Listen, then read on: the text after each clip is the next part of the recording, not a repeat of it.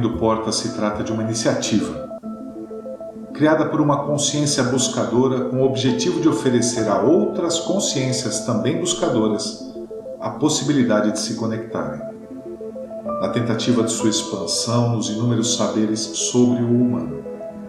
Aqui, nomes ou identidades pertencentes ao mundo cotidiano não são importantes. Portanto, elas serão preservadas no anonimato, permitindo que apenas consciências se manifestem no campo dos saberes. Abrindo Portas não pretende explorar saberes no campo complexo e erudito, e sim pretende transformar temas, mesmo que complexos, em linguagem acessível, cotidiana, para que qualquer consciência que busca sua expansão possa avançar no campo do entendimento dos vários temas que serão abordados.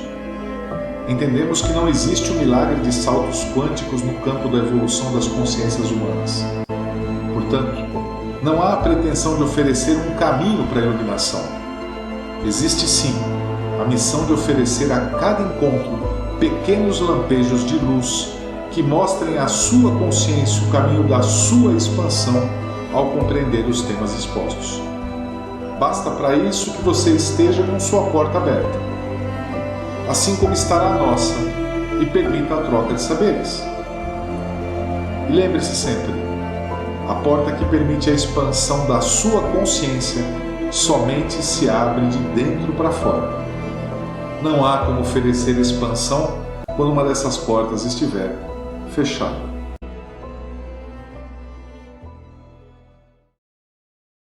A vida significativa e o que é o ser humano. Creio que o caminho natural para as discussões que vemos tendo é hoje discutir um pouco mais sobre o que nós compreendemos como sendo ego.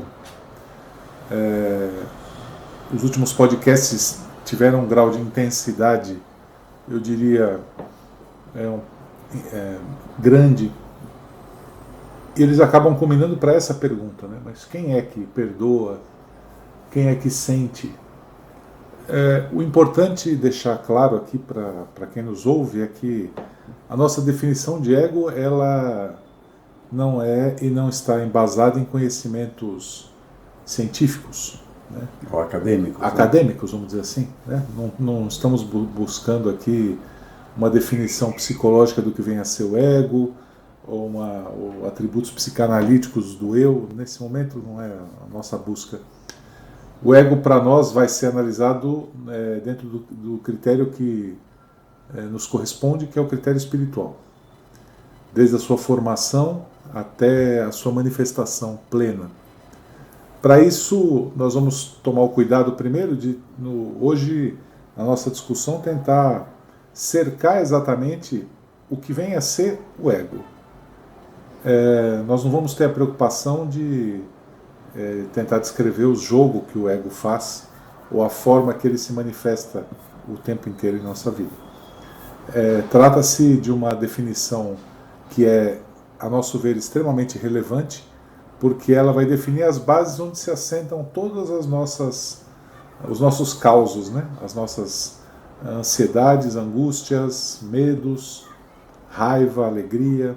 O que é isso? Né? Onde isso está apoiado? E como sempre, numa linguagem simples, né? Exato. Porque, assim, uma das preocupações que temos, que deveria ser uma das grandes preocupações, é primeiro entender o que somos, como funcionamos, como que estamos estruturados, porque a gente não tem a menor noção da nossa formação completa, né?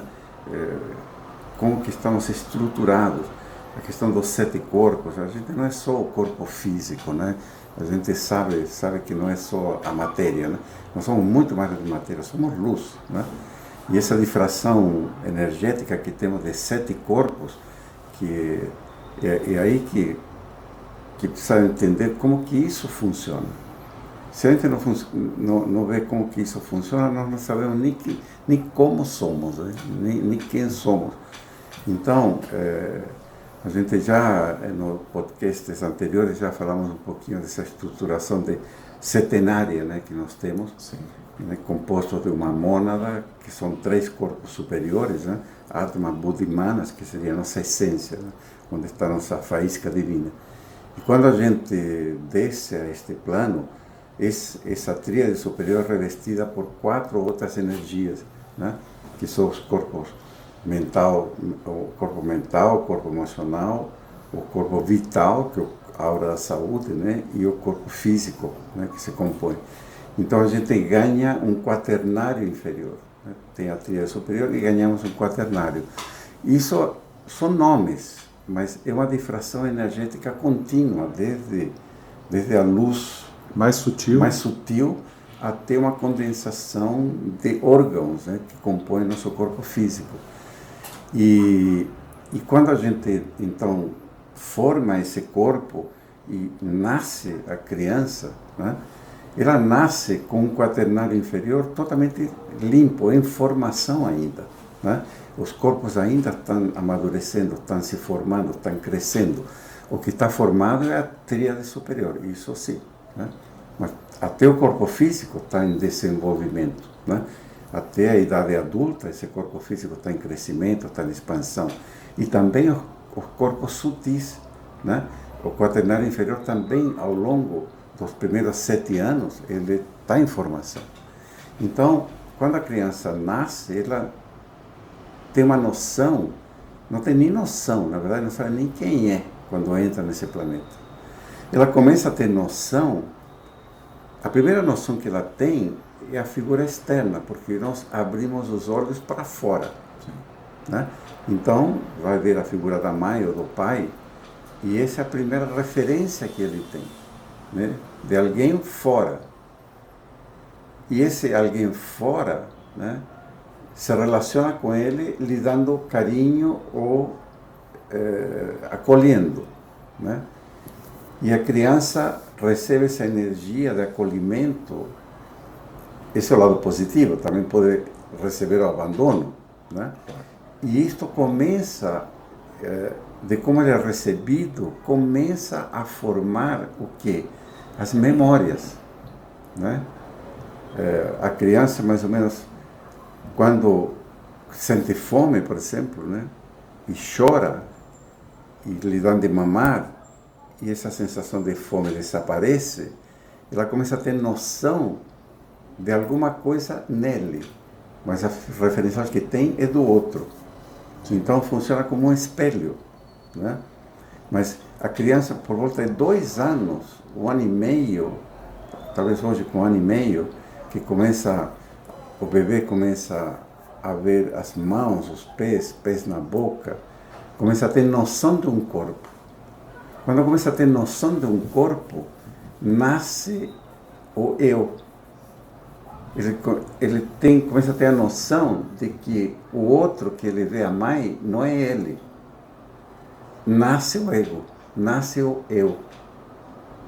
Então, internamente, a sensação de que há um eu nasce por volta de 1 ano e pouco, né? Não de forma consciente, é totalmente inconsciente. Mas a criança recebe nesse período, você é bonita, e faz cócega, e faz careta, né? Esse carinho que ela recebe começa a formar memórias, né, de carinho ou de abandono, de aversão, né? Então, automaticamente a gente já falou em podcast anterior que a gente chega totalmente em branco, a chamada ignorância, não é pejorativo, mas sim uma inconsciência, né?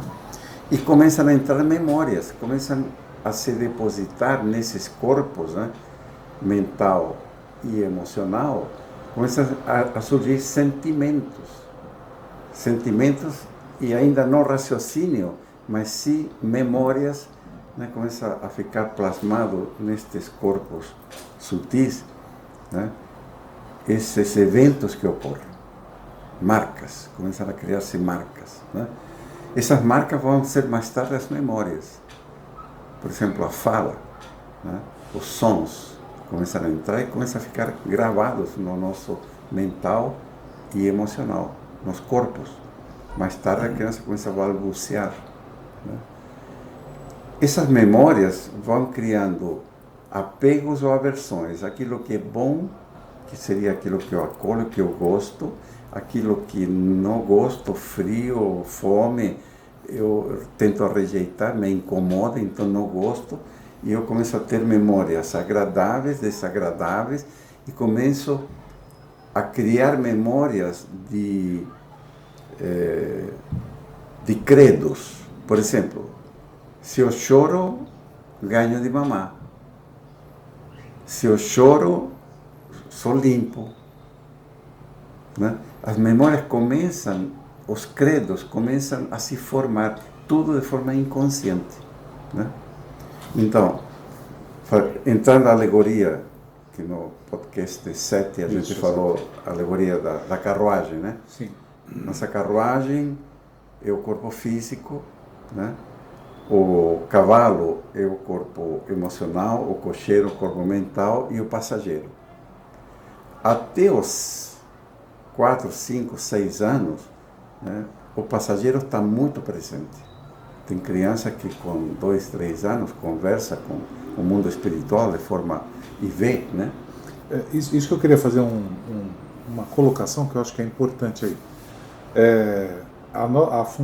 A intenção é ser o mais didático possível, exatamente para que clareie o mecanismo de ação, né? Com isso, nós não estamos negligenciando, tampouco esquecendo o arrasto das reencarnações. Não, claro que não. Já vamos chegar lá. O que nós estamos colocando é a estrutura, a formação da estrutura básica. Claro. Né? Porque eu posso falar assim, mas tem o fulano que com 3 anos de idade lembra que foi... Claro. Então, primeiro vamos tentar entender como é a estrutura. A estrutura. Exatamente. É. Depois a dança toda a gente Exatamente. Conversa. Então, assim, nós temos o passageiro, que representa a tríade superior, Sim. Os 3 corpos superiores, e o passageiro traz a sabedoria das encarnações anteriores. Exatamente. Né? Tanto aquilo que é bom como o que é ruim. É a sabedoria. Né? Ele não traz fatos concretos, muitas vezes, mas traz a sabedoria. O que aconteceu é que nós estamos tentando descrever como é que, primeiro, estamos construindo a carruagem. Exatamente. Tá? Bom, quando a criança, então, começa a receber esses estímulos externos e tudo que acontece ao redor dela, isso vai criando memórias que forma o corpo emocional e forma o corpo mental. Estamos falando de cavalo sendo formado e cocheiro sendo formado, né? Porque quem depois, mais tarde, vai tomar conta da carruagem vai ser o cocheiro e o cavalo. Se a pessoa tem força, não tem força, se a pessoa tem comando, né? Tem comando racional ou não tem comando racional. Que isso, mais tarde, é isso que vai formar o ego, efetivamente. Esse grupo de memórias que se forma ao longo de todo esse crescimento, né, de juventude, né, que a gente vai criando esse arcabouço de conhecimentos e credos, principalmente credos, aquilo que a gente sabe que é assim, inconscientemente sabe que é assim. Né? Por exemplo, a gente sempre dá esse exemplo, um dia frio, vou brincar na chuva, pegar gripe. Se a mãe sempre fala assim, sai da chuva que vai pegar gripe, isso fica no teu inconsciente. Sim. Você vai repetir isso para teus filhos.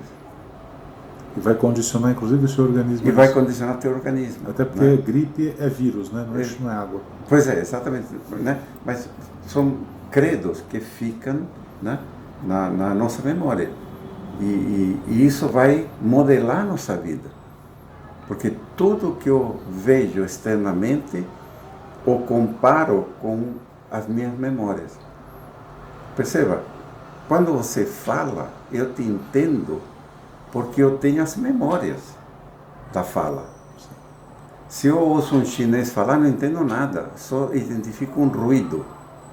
Não tenho os códigos, porque não está na minha memória isso. Para eu aprender a falar chinês, tenho que estudar, tenho que colocar os códigos dentro de mim.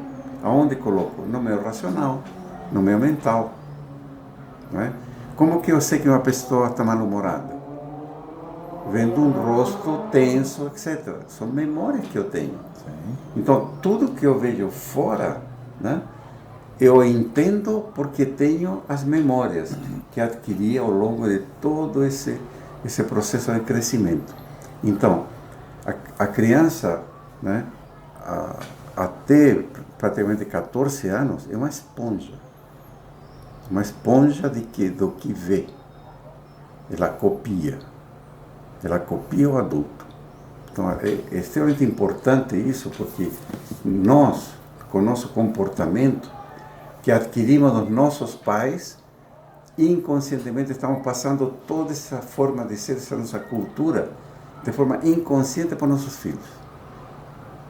Então, eu estou imprimindo, é uma impressão,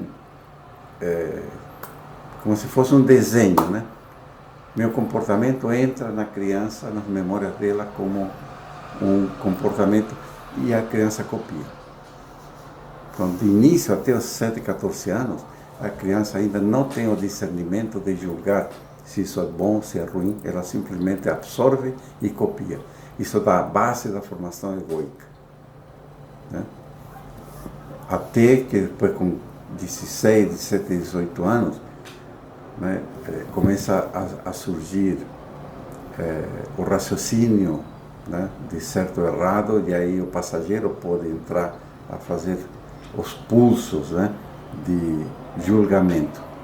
Mas até 14 anos, mais ou menos, são 2 setênios, né, a criança absorve, né, toda a base egoica para o futuro. É importante a referência de memória que você usou. Eu assisti um vídeo há um tempo atrás, um vídeo curto, de uma espécie de pássaro, muito interessante.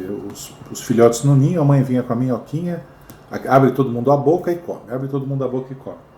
Eles vão crescendo e eles saem do ninho. E aí a mãe já não põe mais a minhoca na boca. A mãe põe a minhoca no chão. E aí o que acontece com o filhote? O filhote vem, ele para, olha a minhoca e fica de boca aberta. Por quê? Porque a minhoca entra na boca dele. Mas a minhoca não está entrando, né? Ele tem que ir lá bicar.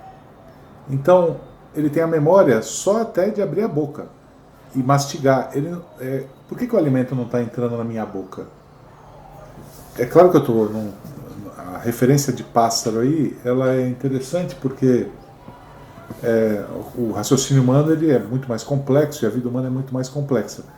Mas você percebe que os mecanismos mais simples interferem de uma maneira preponderante na nossa vida. Claro.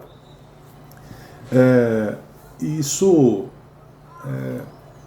para mim, eu acho fundamental. Até porque, se você imaginar, a espécie humana ela não é dissociada da natureza. Apesar de a gente achar que é.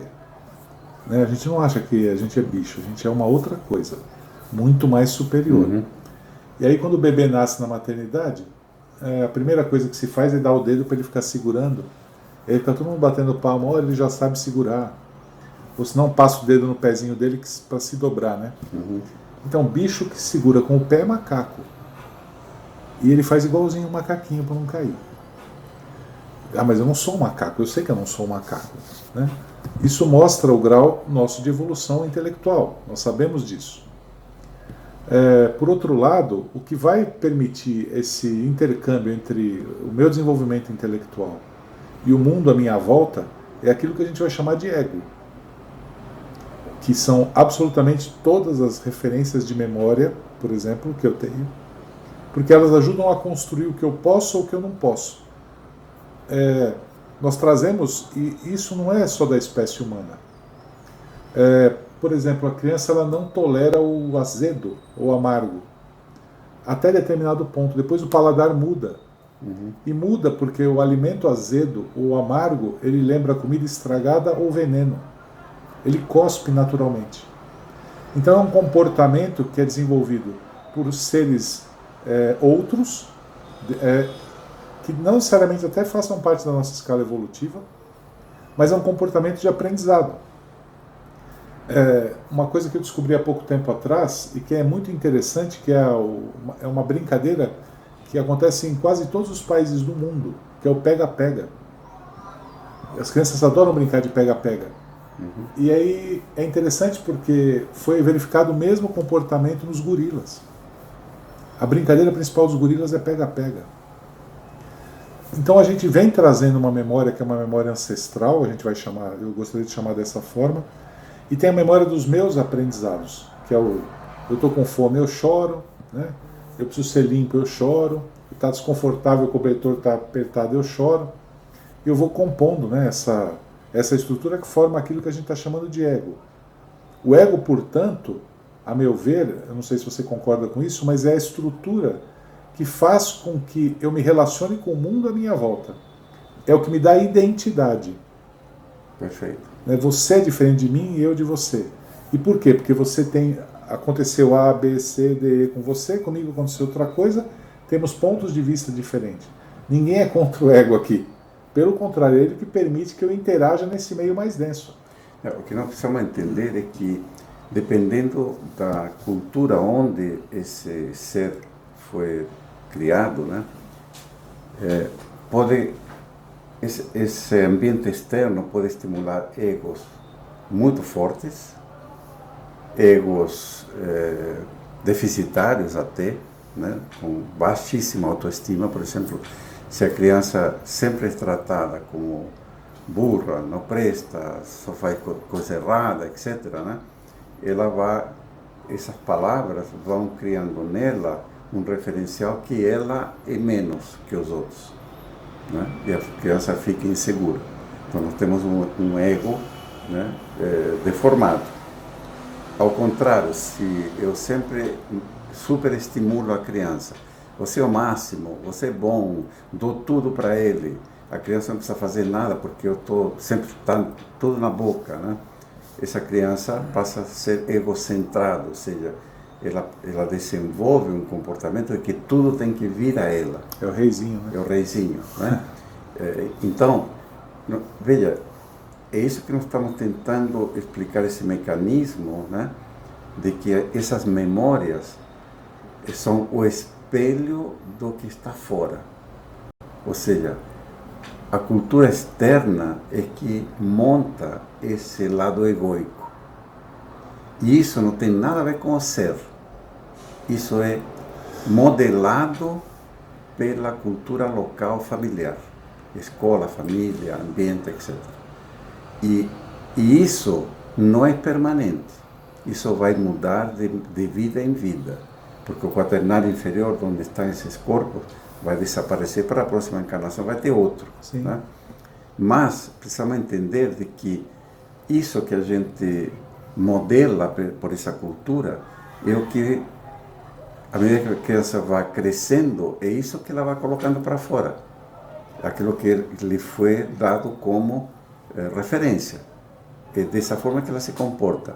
Até um dia que ela traz algo a mais, né? E que começa a julgar fatores de certo e errado. Até 13, 14 anos, nós vamos falando para ela, isso é errado, isso é certo, né? Até o momento em que ela depois começa a replicar os modelos que eu dei de certo e errado, mas ela também começa a pensar. Claro. E vai buscar um outro referencial, que é o momento quando a criança já não olha mais os pais como referencial e vai buscar referenciais fora do lar, já com 18 anos, né? Ela faz um voo externo para pegar mais referências, né? Esse é outro momento, né? Nós estamos tentando entender que ego eu estou desenvolvendo na criatura que veio à minha vida, um filho, né? Que é exatamente o grande cuidado de você não criar um indivíduo com um ego superestimulado ou um indivíduo com um ego falho, né? Que vai se achar menos do que todo mundo. Isso não tem nada a ver com características que a criança traz. Uma criança tímida, por exemplo. Pode ser que um ambiente repressivo criou a timidez. Mas pode ser que ela já traz isso também como característica. Claro. Né? Aí que vem o interessante da vida, que somos todos diferentes, a gente não sabe, né? Nasce um filho, você não sabe o que ele traz. Você não sabe o arcabouço, a tríade superior dele, como que está formado. E cada filho é diferente um do outro, totalmente. E vai reagir com o mesmo padrão externo, vai reagir completamente diferente internamente. Né? Mas, enfim, existe um fator, obviamente, de pulso natural do ser, né? Que mais tarde vai se tornar o próprio raciocínio, certo e errado e tal. Mas, enfim, a estrutura egóica que nós estamos tentando definir como cocheiro, como passageiro e como cavalo, né? O ego, cavalo, cocheiro, né? Essas memórias são aquilo que vamos dizer são os pulsos, né? É o que vai formar o ego. Se mais tarde esse passageiro não se comunica com esses dois, a carruagem vai ir onde o cavalo quiser ou onde o cocheiro quiser, né? E não onde deveria ir. Até porque o ego ele influencia, porém não determina com relação à consciência ou ao passageiro. Sem dúvida. Né? Porque senão a gente pode correr o risco de cair erroneamente num raciocínio circular. Quer dizer, eu erro hoje porque meus pais erraram comigo.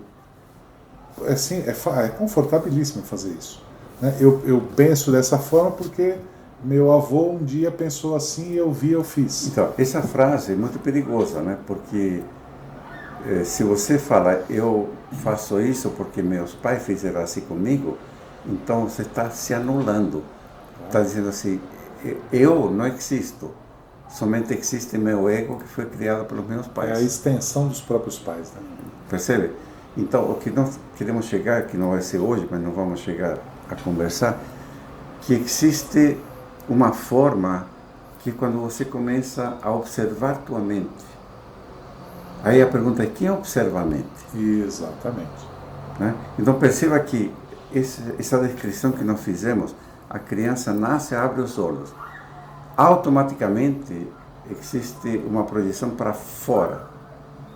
E vou fazer uma viagem até os 20 e poucos anos, eu tenho que fazer uma viagem para dentro para descobrir quem eu sou.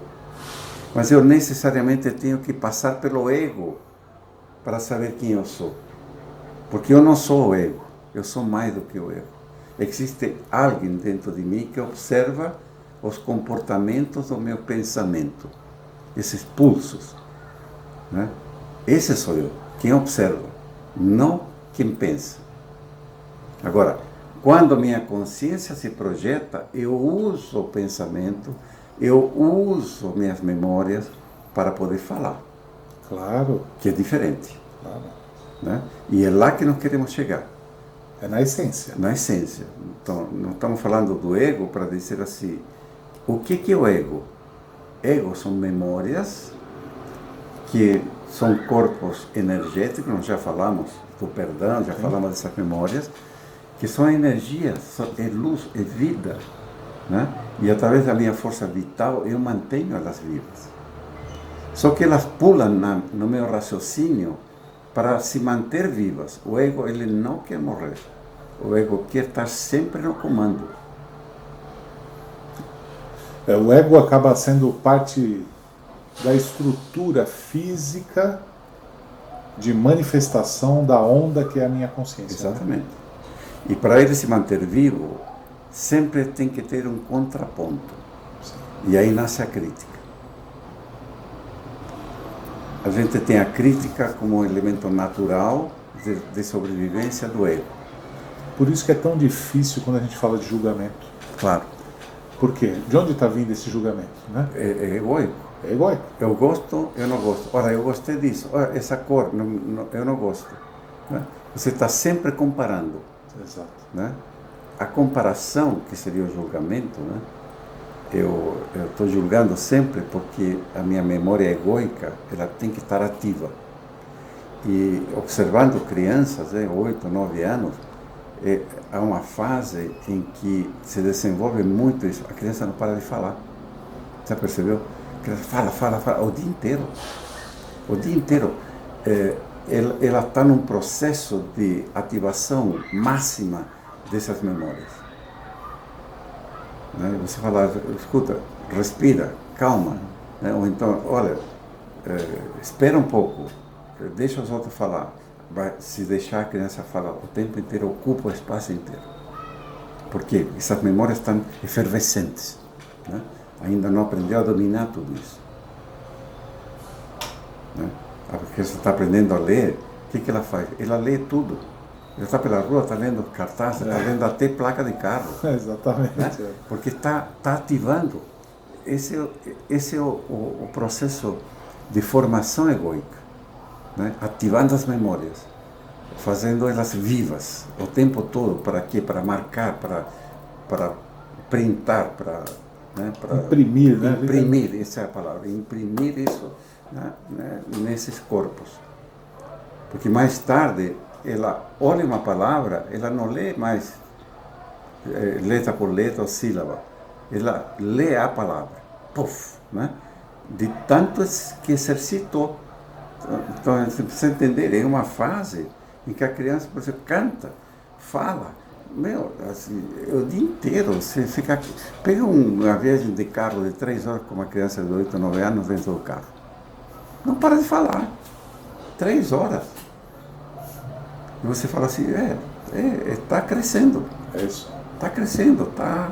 E o tempo todo, eu gostei disso, não quero isso, não gosto disso. O tempo inteiro. Está exercitando o ego em formação. Ainda não chegou o momento, né, de você trabalhar o outro lado mais profundo. Quem é você? Você não é o gosto ou não gosto. Você é mais do que isso. Essa eu diria que é uma ótima pergunta a ser feita, né? Claro. Quem sou eu? Quem é você? Que é a grande pergunta, né? Que é a grande A pergunta. grande pergunta. Eu não sou apenas gosto ou não gosto. Eu não sou apenas o cara que diz, olha, eu julgo, essa pessoa é feia, é bonita. Somos muito mais do que isso. E que no fundo é a crise que se tem quando é adolescente, né? Claro. E depois, adulto, tem uma fase em que Claro. o camarada se pergunta, quem sou eu, caramba? Isso é bobagem. Aí o ego domina de novo, né? Exatamente. Isso é bobagem. Isso é uma grande bobagem. Então precisamos entender de que essa formação egóica, né, ela vem através da cultura local, né? Eu sou modelado de acordo à cultura local e pelos conceitos de certo e errado que meus pais colocam, do que eu também percebo, e vou criando essas memórias de linguagem, de gostos, gosto em todos os sentidos, de música, cores, Sim. tudo, né? Aquilo que eu gosto, eu tento repetir, me é agradável. Aquilo que não gosto, eu tento jogar fora. E aí entra a questão de quanto mais autoestima eu tenho, né, mais eu quero que o mundo de fora atenda aquilo que eu gosto. E quanto menos autoestima, eu sou mais retraído e sou dominado pelo mundo. Então você vê, por exemplo, o jogo de criança na escola, né, o professor fala, essa criança está sendo dominada por outra criança, outra está liderando, né? A que lidera exacerbadamente tem que aprender a respeitar os outros, e aquela que é liderada tem que aprender a se posicionar, se colocar, a colocar limites no outro. Tudo isto faz parte da evolução egóica, né? De entender os limites, entender os espaços, respeitar os espaços dos outros. Então, essa fase, até os 14 anos, é uma fase de profundo aprendizado egóico, né? Onde a gente vai aprender a se colocar no meio, né? E esse é o nosso papel como pais, por exemplo, de orientar as crianças, né? Sabendo de que nós estamos formando uma estrutura de memórias, né, que vai ser a base para mais tarde ser um indivíduo de bem. Outra questão super importante. Quando nós criamos essas memórias, a gente cria um ser humano de bem para a sociedade. E isso automaticamente tem uma série de castrações. Sem dúvida. Né? Por exemplo, a inovação. A gente, quantas vezes a gente corta a iniciativa de uma criança nas próprias brincadeiras, Sim. né? Nos limites que nós colocamos. Isso não vale. Isso não pode. Aliás, não faz isso. A criança está gatinhando, está descobrindo o mundo. Então, em vez da gente criar um ambiente seguro para que ela descubra, né, a gente... Não, isso não pode. Não pega isso. Não, isso não pode porque vai quebrar. Né? Então, você vai tolhendo a investigação, né, a exploração, a aventura. Eu acho importante esse tipo de conversa, não com a função de orientar os pais a educar os filhos. Claro que não. Estamos vendo a formação do ego. Né? A nossa própria formação. Exato. O que aconteceu comigo? E que meus pais aí, nesse caso, não são os agentes principais. É como é que eu enxerguei esse processo todo. No que eu me construí. Aonde eu fiquei em pé. Se eu não consigo identificar isso, é difícil eu julgar de uma maneira adequada, é difícil eu perdoar, é difícil eu aprender a sentir. E depois nós vamos evoluir esse conceito para energias mais sutis, né? É isso, Veja, gostei. Quantas vezes a gente fala não para a criança?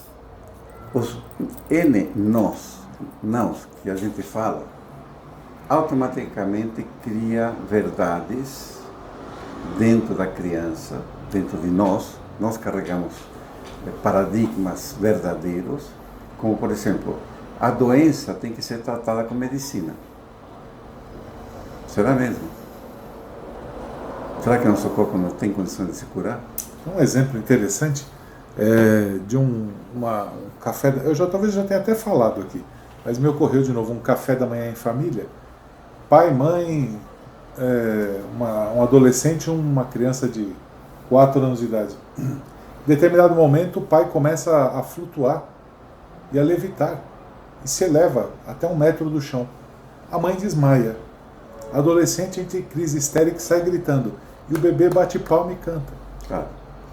Porque para ele não tem impossível. Exatamente. Bom, veja, eu coloquei essa questão da doença porque existe hoje ciência. Claro. Né? O Bruce Lipton está aí, né? Um cientista, né? Que escreveu um livro chamado A Biologia da Crença. Sim. Onde ele prova de que nós modificamos nossa estrutura física pelas nossas crenças. Ou seja, de onde vem essa crença? Do nosso inconsciente. E o nosso inconsciente, o que chama ele de inconsciente?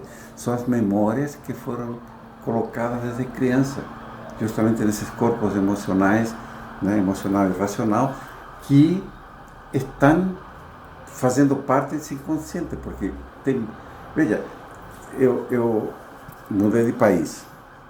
Hoje tem palavras do meu idioma nativo que eu não lembro mais. Se eu tento, nem lembro que existe, mas se eu ouço, imediatamente vem. Imediatamente eu sei, né, que palavra que é o significado. Por quê? Porque está no inconsciente. Então eu tenho acesso. Eu só apenas não lembrava no consciente. Percebe? Então, existem essas memórias que estamos falando que desde criança, elas estão guardadas no inconsciente. Essas memórias de certo, errado, de credos, são aquelas que vão dar, né, vão me limitar no futuro, ou vão me fazer deslanchar no futuro. Então, olha a importância da gente ter uma formação egoica equilibrada. Né? Então, o ego, podemos dizer que é todo esse arcabouço, principalmente nos 3 primeiros setênios de vida, né, que vão dar uma estrutura de memórias para o futuro. Aí depois vamos ver no próximo como que o ego nos manipula e como que nós podemos, né, colocar o ego no seu lugar. Porque não se trata de destruí-lo, nós não podemos destruir. É impossível. Nós temos que tomar consciência que nós somos o ego, que somos mais do que o ego, e colocar essas memórias a trabalhar para a nossa consciência espiritual. É isso aí.